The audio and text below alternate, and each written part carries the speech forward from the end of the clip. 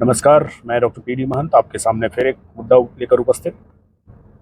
हाल फिलहाल में आप हर जगह सुन रहे होंगे डिजिटल अरेस्ट के बारे में।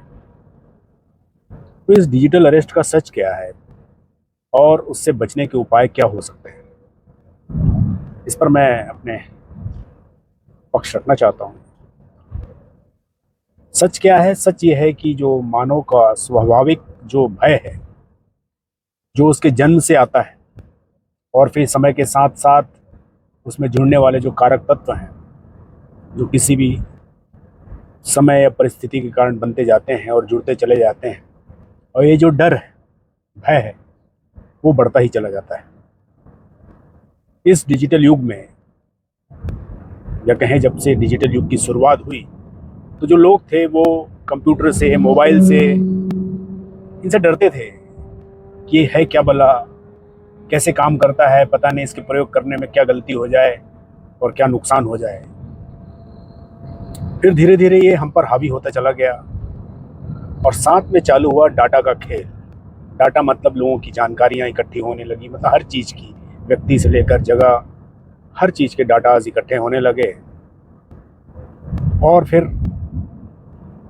उसके साथ साथ, उस डाटा के साथ साथ डर का, पुलिस का, प्रशासन का, ठग का, डिजिटल प्रोफेशनल्स का, और एक डर जिसे इन लोगों ने ही आम जनता में प्रसारित किया या अपने आप ही होता चला गया, जिसके कारण डिजिटल और कानून का एक मिला जुला हवा तैयार हुआ। खासकर भारत में, जहां पर आम जनता जो है, पुलिस थाना, वकील, कानून, अपराधी, इनसे यूं ही डरती है। और इन सब को मिलाकर जो एक मॉन्स्टर तैयार हुआ, एक जो शैतान तैयार हुआ, और उसी का बच्चा है ये जो डिजिटल अरेस्ट। आप सबको इस तरह से इस बात को समझ सकते हैं कि किसी के घर में एक दो पुलिस वाले वर्दी में आ जाएं, तो घर परिवार तो ठीक है, उस मोहल्ले के लोग जो हैं, उनमें भी खुसर पुसर चालू हो जाती कि क्या बात है, इनके यहाँ पुलिस आई है, कुछ तो गड़बड़ है। जिस घर में आती है वो घर के लोग तनाव में रहते हैं। दूसरा उदाहरण आप लें कि आप गाड़ी से जा रहे हैं और आप सड़क पर दो वर्दी में पुलिस आपको दिख जाए रोड पे खड़े हुए, तो पहली जो मानसिक प्रक्रिया आएगी वो क्या आएगी? क्या आप अपने आप को सुरक्षित महसूस करेंगे, या आप डर महसूस करेंगे कि अब इस सामने पुलिस वाला हमें रोकेगा, हमसे गाड़ी के कागजात मांगेगा, या कोई गलतियां निकालेगा, चालान काटेगा? और यही जो डर है, ये डर जो है, धीरे धीरे ये डर जो है, यही डिजिटल अरेस्ट के पूर्वज है। इसका असल कारण क्या है कि जो मानवीय डर का जो है, इसको जो ठग लोग हैं, ठगों की जो टुकड़ियां हैं, और जो पुलिस, कानून, जेल, पूछताछ, गैर जरूरी पूछताछ, इन सब से बचने के लिए लोग जो हैं दूसरे रास्ते, यानी कि उन ठगों के गिरोहों के कहे अनुसार चलने लगते हैं। उनकी बात को एकदम मान लेते हैं, उनके निर्देश को मानते चले जाते हैं, पैसे तक ट्रांसफ़र कर देते हैं, दिनों तक, घंटों तक जो है एक कमरे में बंद पड़े रहते हैं। और ये कोई कही कहाई बातों का ना होकर बल्कि रोज़मर्रे की बात होती चली जा रही है। क्योंकि जब ये सब चीज़ देखने सुनने में आ रहा है कि जो जांच एजेंसियां हैं, सरकारों की जो जांच एजेंसियां हैं,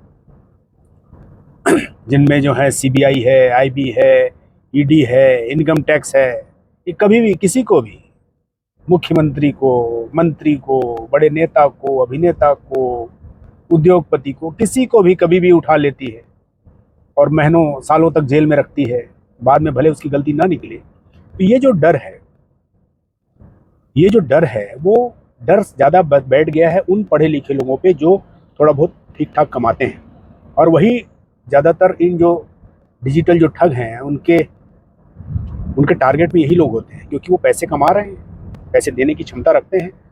और वो जो दूसरा डर है, जो कमाने वाले हैं, जिनका डर है इनकम टैक्स, क्योंकि वो टैक्स, अगर वो सैलरीड हैं तो टैक्स कट ही जाता है, अदरवाइज भी टैक्स का जो डर है, इसके चक्कर में जो भारत के जो ज़्यादातर लोग हैं, वो अपने कमाई को यहाँ वहाँ छोटे मोटे पैसे बचाने के लिए थोड़े बहुत गलत चीज़ों में भी लगा देते हैं। वो एक डर उनके दिमाग में बैठा रहता है, और उसी मानवीय स्वभाव का, मानवीय डर का फ़ायदा जो है ये ठग लोग उठाते हैं और उनको बाध्य कर देते हैं कि उनकी बातों को माने और उन समस्या से बचने के लिए, उस अरेस्ट से बचने के लिए, उस कानूनी दांव-पेच से बचने के लिए, उस मकड़जाल से बचने के लिए वो पैसे देकर अपने आप को बचाने की कोशिश करते हैं और तात्कालिक तौर पर वो भूल जाते हैं कि ऐसा कोई फर्जी बाड़ा भी चल रहा होगा।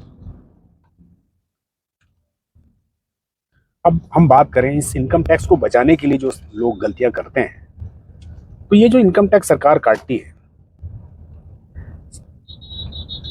वो इनकम टैक्स से सरकार जो करती है वो तो सबको मालूम है, लेकिन जो आजकल जो नया चलन चल रहा है, जो इनकम टैक्स के जो पैसे हैं उससे जो मुफ्त की रेवड़ियां बांट रही हैं, चुनावों के पहले जो मुफ्त की रेवड़ियां बांटने का जो चलन चल पड़ा है, उसको देकर वोट लुभाकर जीतना है, सरकार बनाना है, और ये जो साइकिल बनता है वो साइकिल बनते बनते बड़ा होता चला जाता है। लोगों के टैक्स पेयर्स के पैसे, उससे जो गरीब तबका है या जो कम पढ़ा लिखा तबका है या गरीब तबका है, उनको कुछ पैसे देकर आप वोटर बना लेते हैं, उससे जीतते हैं और फिर वही साइकिल चलता जाता है।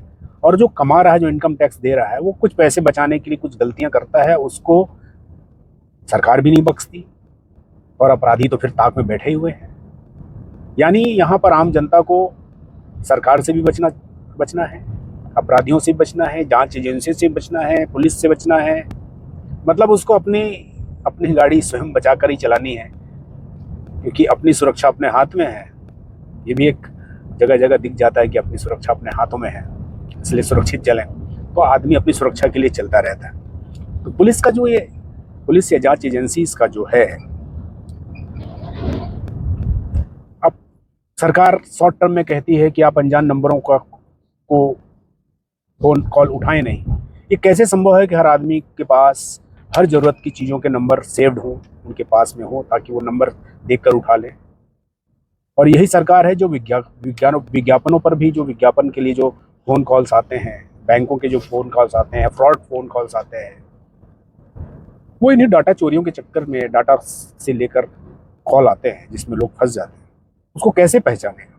ये तो आम जनता नहीं कर सकती कि कोई फ्रॉड फ़ोन आ रहा है तो उसे जान जाए कि ये सही में पुलिस का फ़ोन है या सही में सीबीआई का फ़ोन है या सही में नारकोटिक्स डिपार्टमेंट का फ़ोन है। उनको कैसे समझ में आएगा? ये तो सरकार को करना चाहिए कि कौन सा कॉल कैसा आ रहा है, कि भाई वो लाल में आने लगे, नीले में आने लगे, हरे में आने लगे। कुछ तो ऐसा करें जिससे वो कॉल, जो फ्रॉड कॉल है, फर्जी कॉल हैं, वो अलग से डिटेक्ट हो जाए। लेकिन क्या ये संभव है कि हर आदमी का नंबर उसके पास हो? संभव नहीं है। तो ये शॉर्ट टर्म में तो जनता जो है, सरकार जो है जनता को जागरूक करने के लिए कहती है कि अनजान कॉलों से सावधान रहें, उसे ना उठाएं, अनजान कॉल पे उससे बात ना करें। कैसे बात ना करें? सामने से भी कोई व्यक्ति ही तो बात कर रहा है, कैसे बात ना करें? और ख़ास करके जो कुछ प्रोफेशनल्स हैं, खास करके डॉक्टर्स जो हैं या मेडिकल से रिलेटेड जो हैं, इमरजेंसी सर्विसेज वाले हैं, मान लीजिए एक पुलिस वाला ही है, उसके पास कोई फ़ोन आता है तो क्यों ना उठाए? भाई हो सकता है कोई मुसीबत में हो इसलिए फ़ोन लगा रहा हो, तो फ़ोन ना उठाए, अनजान नंबर है। बहुत अच्छा तरीका है जागरूक करने का। तो ये एक शॉर्ट टर्म तरीका हो सकता है, आम जनता को जागरूक होना चाहिए और सरकार जागरूक करने के लिए कोशिश कर रही है। लेकिन इसके लॉन्ग टर्म के उपाय के लिए क्या है? इसके लॉन्ग टर्म के उपाय के लिए जो है पुलिस और पुलिस की पूछताछ, जांच एजेंसियों का डर, हरासमेंट का डर, जेल का डर, ये जब तक हटेगा नहीं, ऐसे प्रकरण आते ही रहेंगे।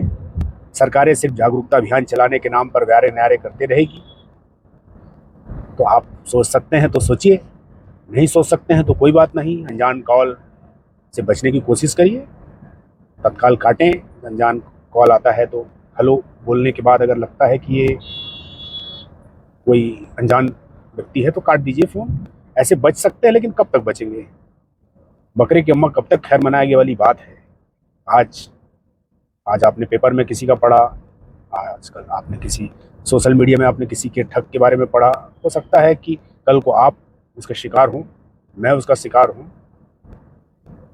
तो इसलिए सोचिए, डिजिटल अरेस्ट, डिजिटल युग है तो डिजिटल अपराधी होंगे, डिजिटल कोर्टें लग रही हैं, डिजिटल अरेस्ट हो रहे हैं, डिजिटल पैसे ट्रांसफ़र हो रहे हैं, सब कुछ डिजिटल ही हो रहा है। तो इससे बचने के उपाय, खास करके सरकार को जो साइबर सिक्योरिटीज़ हैं इसको बहुत मजबूत करना चाहिए। और साइबर सिक्योरिटी के नाम पे बात वही आती है कि कानून का डर, कानून के डर से ही तो लोग गलत रास्तों में चले जाते हैं।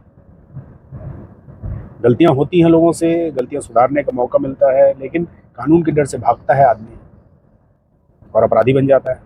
ये भी एक सच है। तो सोचिएगा डिजिटल अरेस्ट से बचने के तरीके, और हो सकता है आपके दिमाग में अगर कोई उपाय आता हो तो सरकार को बताएं, एजेंसियों को बताएं, हो सके तो हमें भी कमेंट करके हमें भी बताएं, ताकि हम उचित मंच पे जहाँ पर बताने की स्थिति में हम हों वहाँ पे हम बताएं कि भाई ऐसे भी डिजिटल अरेस्ट और डिजिटल जो फ्रॉड है, डिजिटल क्राइम है, इससे लोग कैसे बचें। नमस्कार।